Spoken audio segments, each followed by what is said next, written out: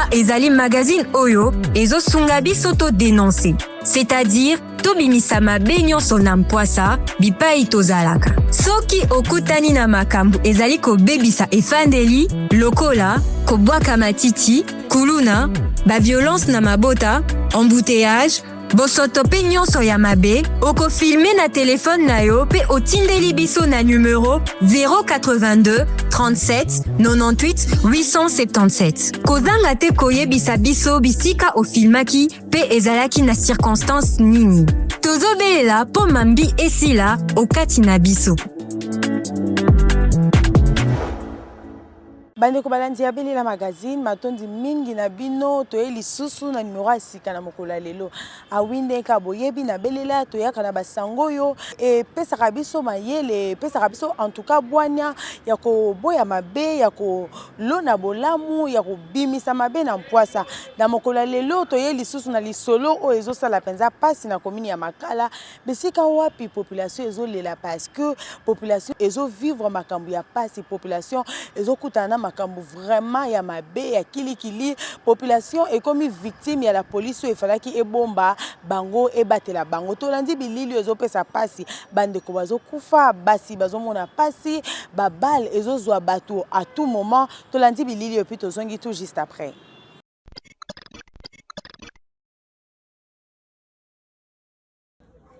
Elaka boye omoni mwana mobali andako oyo avana locataire avana ndako wana mwana ne azaka obele azaka na hôpital pa Thomas azaka na makila te batine na bumbu te batine na bumbu balongole de chassa makila bazongisi mwana siko komaka ba 20h40 aye avandi wana na moto atele boko ngala bibi na tunye ngabi papa siko nde nini mwana kuna lobi mama etana tikeli mwana eza bien balongolinga de chassa makila bazongisi mwana ngabite yakoleka bo alobite mama lobi na liaki te na lelo pe na lete nde balongolinga de chassa makila wana nazoyoka nzoto makasi te avani kalikoto ngape na yeko balpa na koti na ndako tana koti na ndako na kanyenda na vandisi bakoko na ngabi to bondela taka to val to bonda to ka kuna kanga zoe ya zolo babako ba 20h45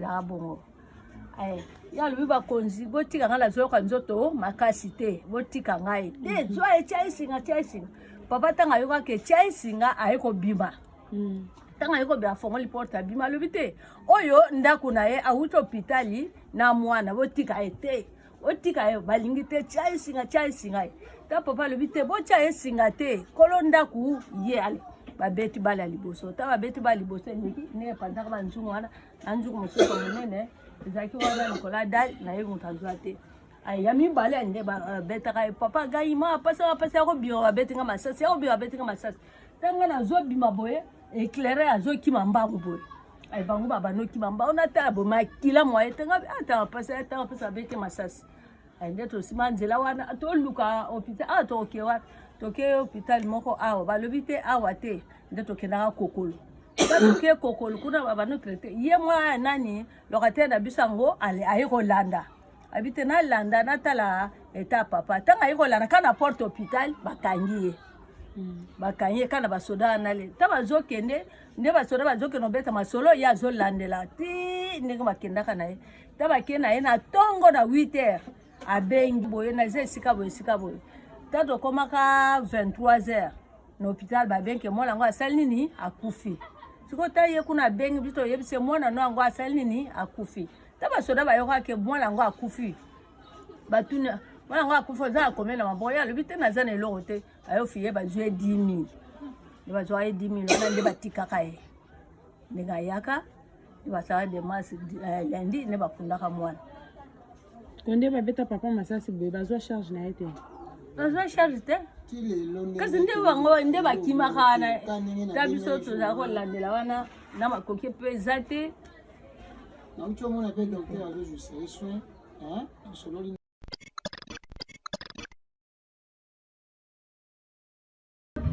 donc o bilamba makila ya lobi o azulaki masasi nyonso makila yango monaki akomaki mama kopala opesi biso témoignage ya eloko yango nde lekai ka mokie nazwa yango ka bon biso tozalaki na ndako ta tozalaki na ndako na bana ye oyoka bien te nga ana oyoka bien te sava ndongo olie te nakende kozila olipa omela ti kobima azobima akutani na basoda bato bazokima bon mwazonga boye eza te mpo bazobimela kota se abati boye akiti boye ntango akiti akimi na ndako moko boye ntango akimi na ndako alayoka nde basemeki nde mpe bazalaka kuna ntango akimi kuna mwana oyo inane abimi libanda leta azwa mwana ntango akotisi mwana na ndako lisasi ezwi ye ana kanzi ezwi ye mama mosu ekretien na mokolo parceke baplainte to message nini okopesa na bakonzi mpona makambo ezolekanaka biso na makala toza na kimia te bana mibali kokanga bana basi soko wuti ta koteka okuta biso eloko ezoboma baeklere baleki mingi baeklere yango otala eklere yango azalaka kuluna ntango asali kaka relation na basoda boye akomi eklere ye mpe akomi soda biso atolobaka su te 20 tokoti na bandako bana mibali balalilali mwana mobali aza na suki te bakangi ye okuluna okeko kuna mpe na la polise yango futa 100 000 opesa bango 20 000 olingi te ntango bakosimba kobeta mwana mobali okoya ntango ofuta 100 000 kuna ntango ozoya ameme su na hôpital opesi su mbongo kisi tozosala depase biso ana makati tozala na kimia te toza te na kimia moko te.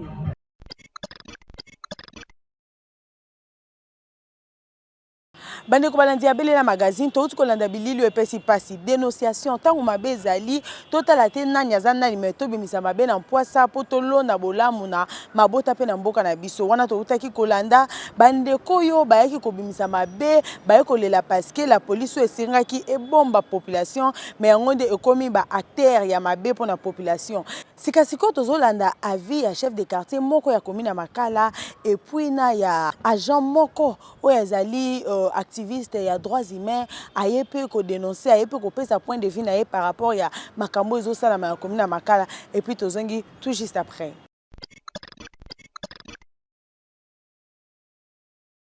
Bon, moi c'est le chef de quartier, chef de quartier le foyer les modestes. Je suis le chef de quartier Bagata. Chef de quartier Bagata. Vous êtes venu ici au sujet de ce qui s'est passé hier. C'était un cas vraiment malheureux, on peut dire. Ici, là où nous sommes au niveau du terrain. L'événement n'était pas passé ici.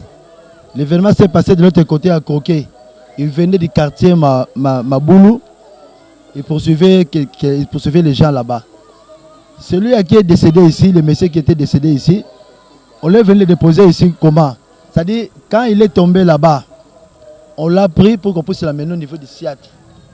Maintenant, la police les a empêchés. C'était si on est venu sur le terrain, on l'a déposé ici.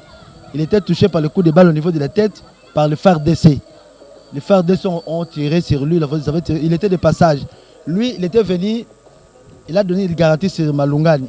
Il a donné une garantie locative là-bas. Il était venu prendre la clé. Il devait entrer aujourd'hui. Lorsqu'il est retourné, or, le phare d'essai était à la poursuite de quelques jeunes hommes. Lui, comme il est passé, ils ont tiré à balle. La balle est entrée ici au niveau de la tête. Celle-ci, il avait succombé. Et il y avait aussi une femme qui était aussi de passage. La balle aussi l'a pénétré au niveau des épaules. C'était ici quand on avait senti le crâne en train de sortir ici. Il avait senti le sang de sortir. Les gens l'ont pris. Ils l'ont amené au niveau de la police pour l'amener là-bas. Mais la police les a poussés pour qu'ils viennent les déposer ici. Pendant qu'il était ici, il respirait encore. Ici, il a trouvé la mort ici. On a tout fait. On a fait appel aux autorités. Et on l'a pris. On est allé déposer le corps au niveau des camps Kokolo. C'était vraiment malheureux tout ce qui s'est passé. Non, ce n'est pas la première fois. La FARDC souvent est en train de commettre beaucoup d'atrocités ici. Il commet beaucoup d'atrocités. Moi je suis au bureau aussi. Combien de fois j'ai vu les gens tabasser, en train de faire sortir du sang au dos. Qui vous a tabassé comme ça? Ou le FARDC? Ici le FARDC fait la loi et lui il fait la loi ici. Ils ont peur de personne. Même moi chef de quartier, ils ont peur de personne ici. Ils ont peur de personne. Il fait ce qu'il veut. Donc la FARDC commet beaucoup des abus vis-à-vis de nos populations. Ils commettent beaucoup d'abus. C'est ce qu'on regrette. Pour ça, ils ont oublié leur mission. Ils étaient venus ici avec une mission de calmer les colonnes qui étaient ici. Mais on constate vraiment avec regret, il y a beaucoup de dérapages. beaucoup de dérapages. La population est vraiment inquiète de tout ce qui se passe ici. On ne veut pas beaucoup commenter, mais sinon, c'est pas bien. Si vous demandez même à la police, vous demandez à la population, vous direz que non, Tobaï va faire décès. Parce que ma bébé, ça les leki, beleming. Quand batu ko sala bibe ko kanga ndengwa na ole kanga muto aza problème babo sani objectif na bango bango sala kanga o bango motema na bango elingi yango bango bazo sala le to benga ki lieutenant na bango to pese rapport que yaka muto tiré ayaki pété yemo somo sala ki d'ailleurs na bureau là où moi j'étais là na bureau il devait avoir un affrontement entre le FARDC et les crime parce que quand ils ont tiré ils ont passé sur l'autre côté c'est que Fumo je ne sais pas comment ils savent pas bien la rue. Il est venu tout droit de mon bureau. De mon bureau. Maman peut crime empêché. Moi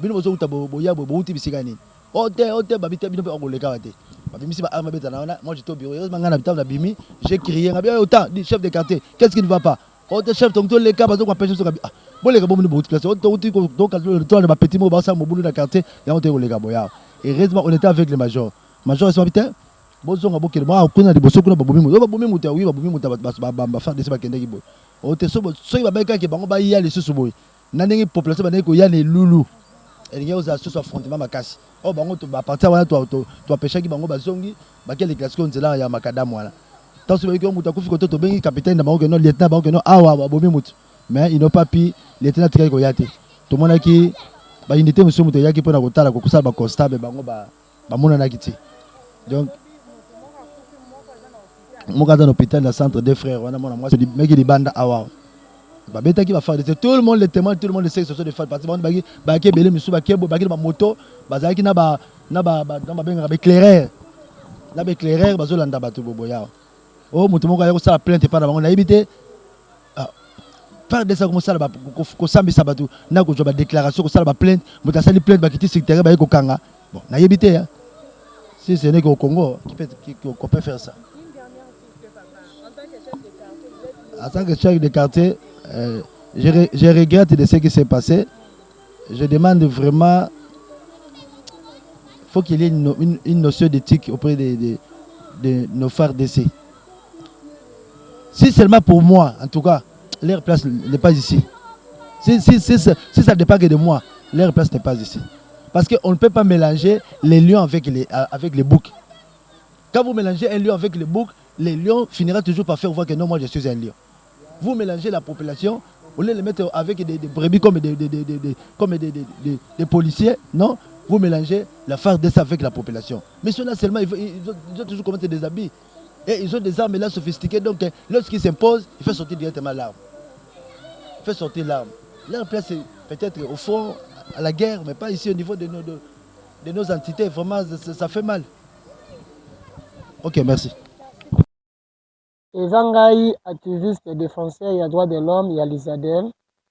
Nazali pour représenter service wana na entité communale ya Makala et puis na ba commune mosusu. Alors, eloko eza ko pesanga pasi mingi, plus précisément na commune ya Makala, 3 personnes bakufi na masasi.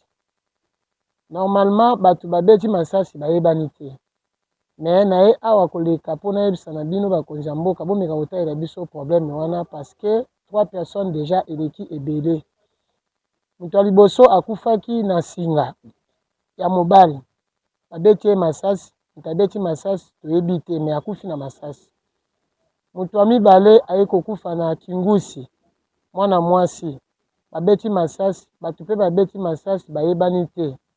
Moto ya misato na tongo ya lelo mercredi juste na tongo tolali tolamuki na tongo ba prendre biso information ke mwana mobali babeti ye masasi nde tomekaki mpe kokita kotala réellement babeti ye masasi.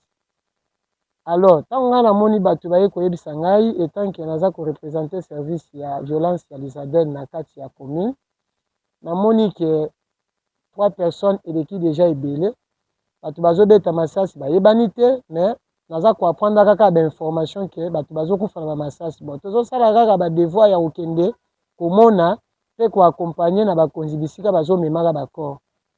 Alors oyo ya lelo nga namonaki eleki mpo misato c'est déjà trop yango wana naye na miso ya bakonzi kopesa rapport yango tolobi yango pour ke bakonzi nyonso tu soki bayoki bameka kozwela biso solution na makambo oyo ezoleka na kati ya commune ya Makala.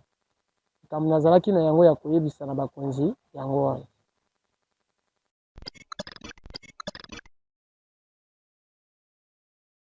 Ngai mama Nadege navandi na kati ya makala.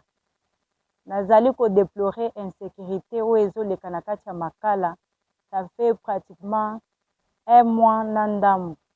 Po toza na kati ya kovivre ba insécurité, bato bazokufa na masasi, ezoyebana te ezouta wapi. Ça fait pratiquement 4 morts. Po bato bakufi na masasi, 2 personnes au masasi ekoti ebimi, ezoyebana te eza nini. En tout cas tolembi penza. Tolembi penza na insécurité oyo. Bato bakomo okufa lokola banyama na kati ya makala. Ata moto asali pe eloko te, mingi ezoleka kaka na butu bosutuki na tongo moto akufi.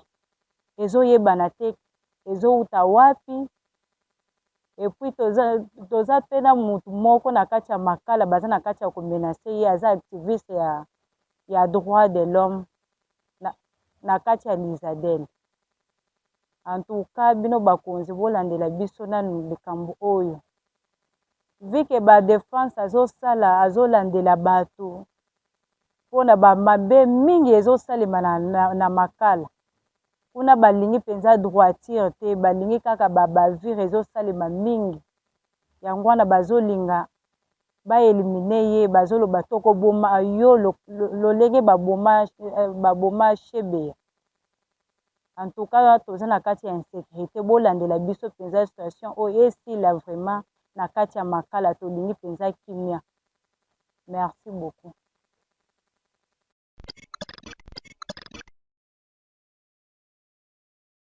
Bande kwa landi abelela magazine tolandi ensemble makambo ezoleka na commune makala bomoni ete population ezolela parce que population ezokutana mabe, population ezokutana pasi, population ezokutana na mikakatano. La police esengeli ebomba, la police ekomi acteur ya malheur.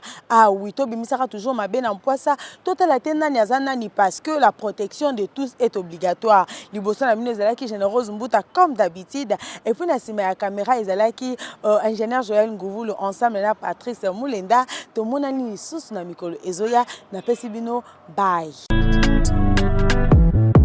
Belela ezali magazine oyo ezo sunga biso to dénoncer, c'est-à-dire tobimisa mabe nyonso na mpwasa bipai tozalaka. Soki okutani na makambo ezali kobebisa efandeli lokola kobwaka matiti, kuluna, ba violence na mabota, embouteillage, bosoto pe nyonso ya mabe, okofilme na telefone na yo pe otindeli biso na numero 082 37 98 877. Kozanga te koyebisa biso bisika ofilmaki pe ezalaki na circonstance nini. Tozobelela po mambi esila okati na biso.